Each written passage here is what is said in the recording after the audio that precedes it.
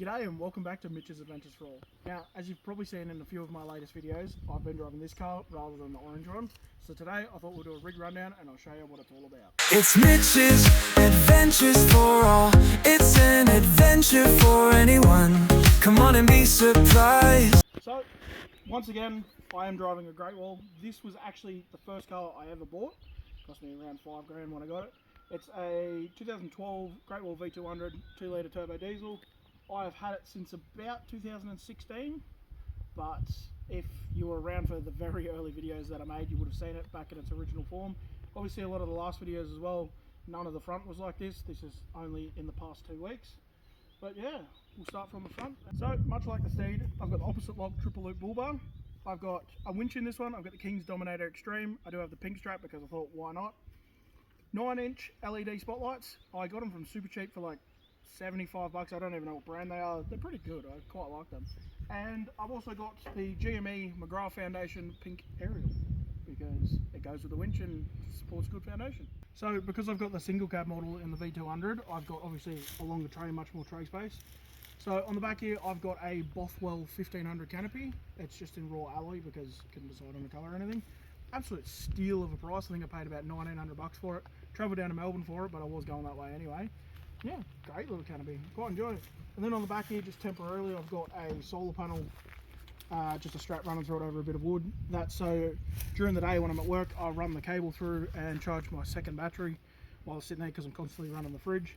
And because I haven't permanently wired the wires, I run it through like that, just wrap it around the handle so it doesn't blow open.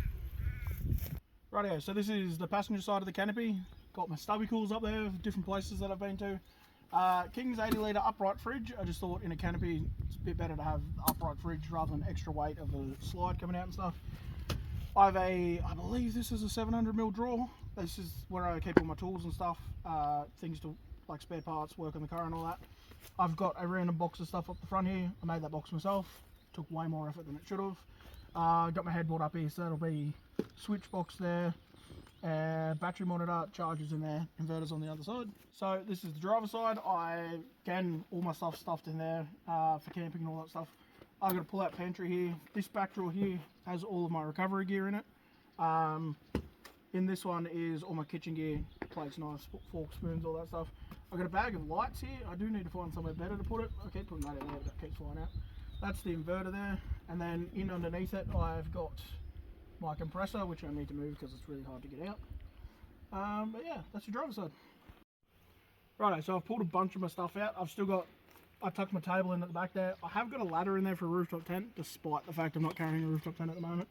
But keep my Max-Rex in there on the bottom until they get dirty. I'm going to have to find someone to mount it. Can't go anywhere without fishing gear. Like I said, this is a pull-out pantry. Storage at the back. The front spot, I believe, is for like a pie warmer. I just chuck my gas stove in there and put a table on it. But if you come over here and look at this stuff, this is all the stuff that I jam in that little gap there. So I've got the King's Big Daddy Deluxe swag, fishing net, a Wanderer chair. I've got my fishing rod in there and my Bunnings Edition sleeping bag. All of that fits in that little gap there. Takes a little bit of work and effort, but I've got space and I make it work. So, like I said, I've got the single cab version, so I've got to sort of make the most of what I can with space. So I tuck some stuff down there behind the seat. There's some extra things I've got to throw in at the moment. I have got in here fitted floor mats. They help heaps with the dirt. I don't have a seat cover, and the seats look pretty bad, but they were like that when I got it. I've got GME radio down here. That's my in-car winch control. That's which used to work. It doesn't anymore. I've just mounted that up there. I'm not certain if I want to keep that there, so it's just on like a mounting tape thing. And then that's my throttle controller, and down underneath there I've got switches that do the light bar and the spotlights. So yeah, not the biggest amount of space I've got now. I've just got stuff tucked in the doors and everything.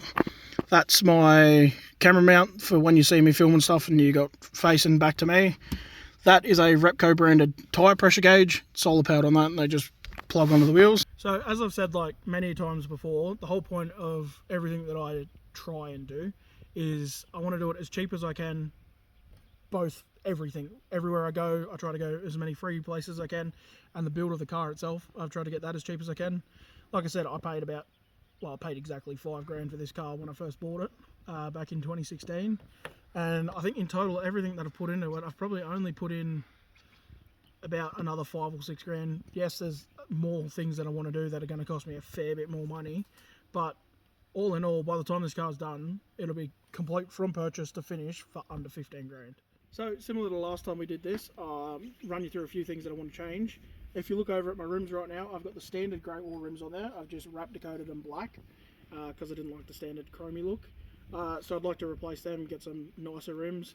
I need new tyres. I need tyres generally because these are fairly worn out, but I'd like to go up to something a bit more aggressive off-road.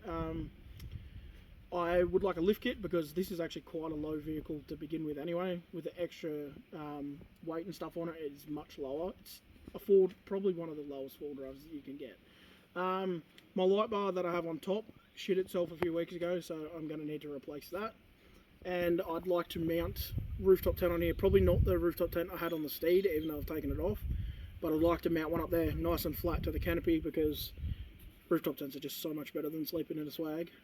But yeah, I want to get it set up and prepared to do bigger trips. Like next year I've got a plan to go to Morton, which I'll hopefully film for you guys. I'd like to do Fraser. Eventually I'd obviously like to do the Cape. And I'd like to go to Tasmania again, but I don't want to do that in swags. That sucked. Plan for that will be absolutely a rooftop tent again. But yeah, a few things I'd like to add to it, build up it, but pretty well it's almost a complete setup. And like I said, it's all going to be set up and done for under 15 grand. Right, that's going to wrap up another video.